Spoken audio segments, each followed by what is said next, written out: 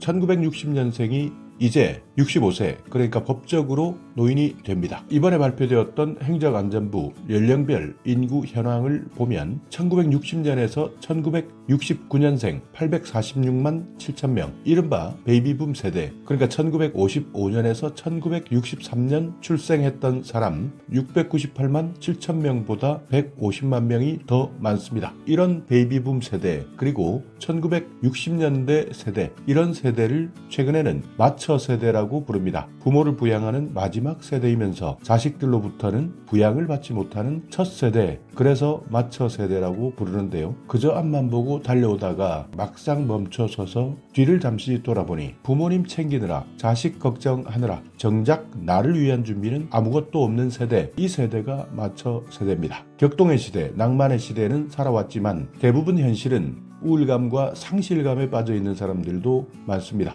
아픈 것도 더 많아지고 내 지갑은 더 얇아지기 때문에 정부로부터 받을 수 있는 정책이나 혜택은 어떤 것들이 있는지 하나하나 직접 챙겨보셔야 됩니다. 자, 그래서 오늘은요, 2025년 예산 수혜자별 민생사업, 정말 많은 예산들이 있습니다. 그 중에서 오늘은 취약계층, 노인, 중장년에 대한 내용들 집중적으로 살펴볼 테니까 이 내용 하나하나 챙기시고 나에게 맞는 예산이 있다면 반드시 체크하고 확인하시기 바랍니다. 자, 첫 번째입니다. 취약계층부터 살펴보겠습니다. 기초생활수급 가구 급여가 달라집니다. 연간 최대 3,086만 원을 지원받을 수 있습니다. 4인 가구 기준인데요. 생계급여는 올해까지는 2,200만 원까지 지원받았는데 내년부터는 2,341만 원까지 지원받을 수 있습니다. 특히 생계급여 같은 경우에는 65세 이상 노인들 비중이 가장 높은데요. 그렇기 때문에 생계급여 신청하시는 분들은 내년에는 2,341만 원까지 받을 수 있고 기준도 많이 완화되었습니다. 그러니까 올해 신청하셨다가 탈락하셨던 분들은 내년 생계급여 기준 잘 확인하시고 신청하시기 바랍니다. 의료급여, 건강생활유지비는 연간 7만 원에서 14만 원까지 오르고 주거급여입니다. 서울 기준으로 632만 원 지원받았던 분들 654만 원까지 1인 가구 기준 한 달 평균 35만 원 정도 지원받을 수 있으니까 주거급여도 마찬가지 올해 신청하셨다가 탈락하셨던 분들이라면 반드시 신청하시기 바랍니다. 교육급여 연간 73만 원에서 77만 원까지 받습니다. 자, 농식품 바우처입니다. 한 달에 10만 원 4인 가구 기준으로 신규로 지원해드립니다. 새롭게 시행되는 정책이니까 이 내용도 꼭 챙기셔야 되고요. 에너지 바우처입니다. 겨울에 31만 4천 원, 여름에는 5만 3천 원, 통합문화 이용권 13만 원에서 14만 원, 스포츠 강좌 이용권 10만 원에서 10만 5천 원 이렇게 인상되었습니다. 자립을 원하는 저소득 청년 자활성공금 최대 150만 원, 희망저축 계좌는 정부 매칭으로 360만 원에서 720만 원, 청년 자립자금 최대 1200만 원,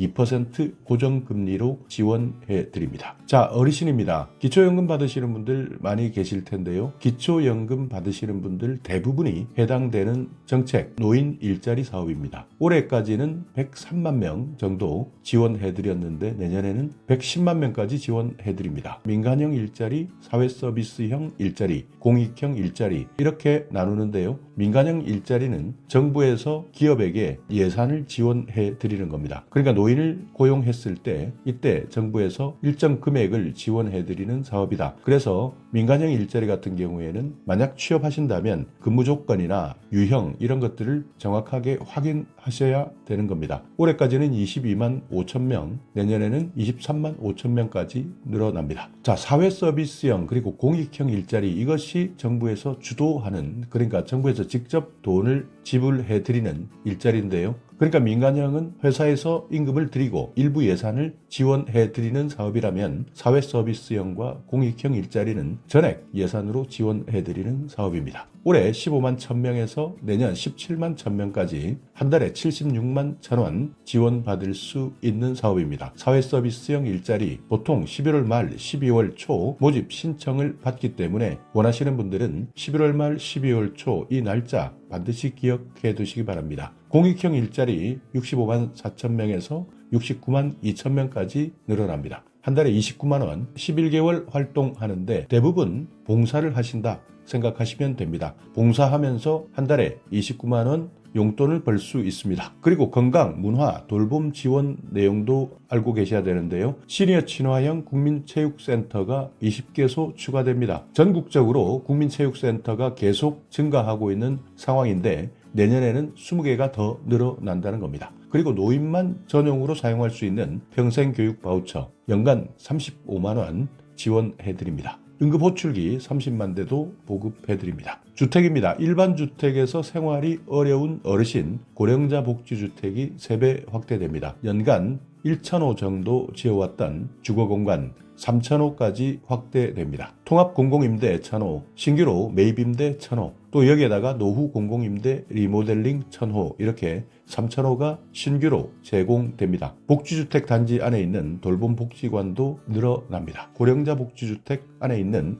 인프라를 활용해서 건강여가 돌봄 서비스를 종합적으로 제공해드립니다. 고령자 복지주택 알고 계시겠지만 한 달에 5만 원 정도 임대료를 내면 들어갈 수 있는 주택인데요. 전국적으로 계속 확대되고 있지만 아직까지는 물량이 적기 때문에 필요하신 분들, 특히 65세 이상 고령층이면서 저소득층에 해당된다면 신청할 수 있으니까 확인해 보시기 바랍니다. 자, 이 사례 한번 살펴보겠습니다. 65세 A씨입니다. 매일 오전 3시간씩 노인 일자리를 참여합니다. 아까 말씀드렸던 사회 서비스형 일자리인데요. 한 달에 76만 원의 소득을 얻고 오후에는 노인 특화형 평생교육 바우처를 통해서 컴퓨터를 배웁니다. 그리고 이분의 어머니는 새로 입주한 고령자 복지주택 단지 안에 있는 노인복지관에서 건강관리 프로그램에 참여하고 있습니다. 그러니까 이분은 이런 정부의 정책, 혜택을 정확하게 이해하고 신청했기 때문에 이런 혜택을 누릴 수 있는 겁니다. 대부분 많은 사람들이 정보는 알고 있지만 신청하지 않아서 혜택들을 보지 못하는데요. 주위를 살펴보면 아는 사람들은 계속 알고 정부 혜택을 받고 있고 또 어떤 사람들은 아예 정보가 깜깜합니다. 그래서 전혀 알고 있지 못하고 늦게 알았다가 후회하는 경우가 많기 때문에 이런 앞으로의 예산이나 정책 어떻게 바뀌는지 미리미리 체크해 놓는 것이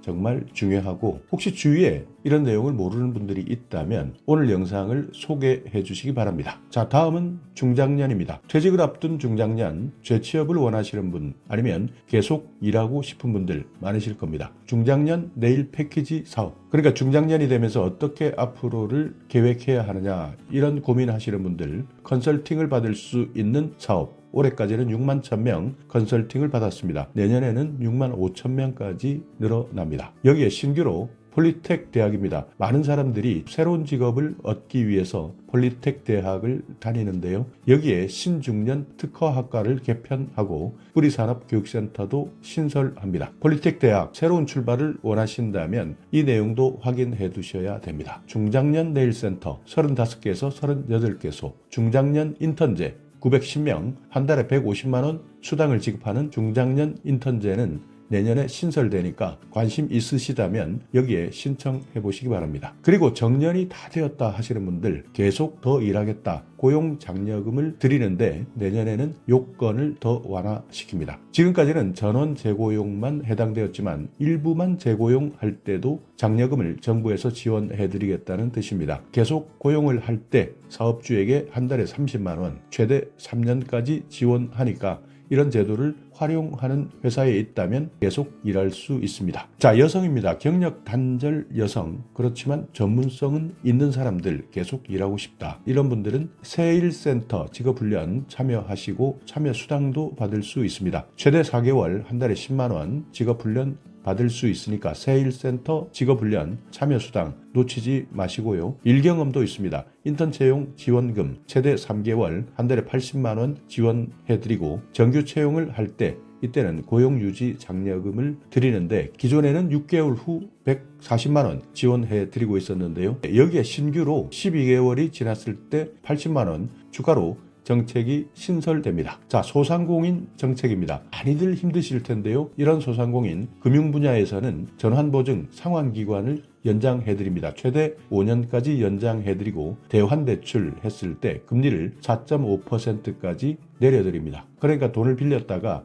금리 때문에 힘든 분들은 대환대출 이 제도를 활용하시면 되고요. 정책자금 사용하시는 분들 많을 겁니다. 상환기간 5년까지 연장됩니다. 스트레스 많으실 텐데요. 연 최대 30만 원까지 배달비, 택배비를 지원해드리고 인건비 때문에 힘드신 분들 스마트 기기 소프트웨어를 보급해드리니까 내년에 이 정책도 활용하시기 바랍니다. 자, 채무가 있는 분들 빚을 축소해드리고 재도전까지 지원해드립니다. 채무조정, 새출발기금 30조에서 40조 원 이상 최대 4억 5천만 원까지 감면해드립니다. 폐업하시는 분들 점포 철거 지원금 올해는 250만 원, 내년에는 400만 원까지 늘어납니다. 취업 준비, 폐업하고 취업을 준비하겠다 하시는 분들 사전교육수당 60만 원 받을 수 있고요. 심층교육수당은 최대 6개월, 한 달에 50만 원에서 110만 원까지 받을 수 있습니다. 구직자, 취업에 성공했을 때 취업자 성공수당 190만 원, 고용주 고용촉진장려금 1년 동안 한 달에 30만 원에서 60만 원까지 받을 수 있습니다. 자, 여기에도 사례를 한번 살펴보면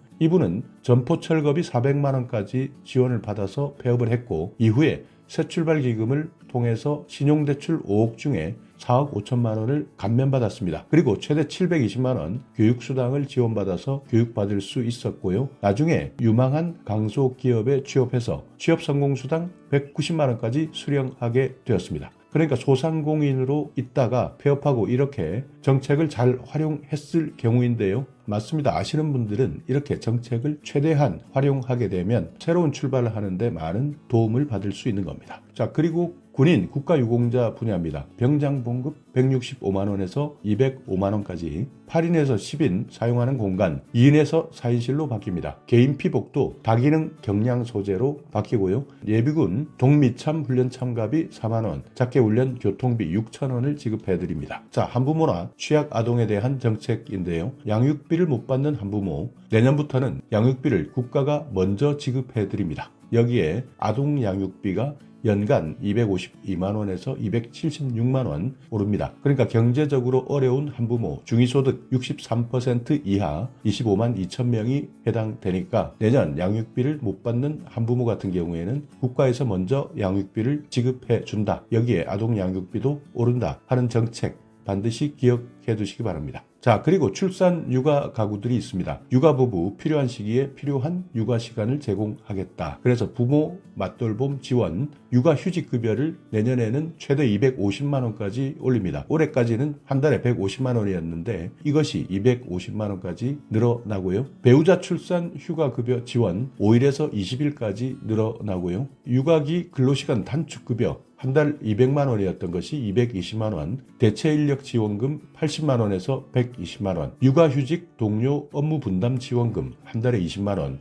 이 내용은 신규 정책으로 신설되었습니다. 맞벌이 가구 아이돌봄 서비스가 확대됩니다. 일반 돌봄은 아이돌봄 소득 요건을 완화시키고 정부 지원율을 확대시키는데요. 기준 중위소득을 150%에서 200%로 적용합니다. 이렇게 되면 더 많은 사람들이 혜택을 받게 되고 지원율도 5에서 10% 소득 구간별로 높이겠다. 여기에다가 내년에는 아예 새롭게 단기 돌봄 정책도 시행합니다. 단기 육아휴직을 신설합니다. 여기에 직장 어린이집 긴급 돌봄 제도도 65개소 신설하니까 일시 돌봄이 필요하다, 병원 동행이 필요하다, 하원할 때 지도가 필요하다 하는 사람들 단기 돌봄, 긴급 돌봄 추가되니까 이 정책 반드시 활용하시기 바랍니다. 자, 주거 공간입니다. 신혼부부, 출산 가구, 든든 전세 신규로 3만 호를 공급합니다. 분양은 4만 2천 호에서 4만 7천 호까지 확대하고요. 대출 조건도 우대금리를 상향시킵니다. 소득 요건 1억 3천에서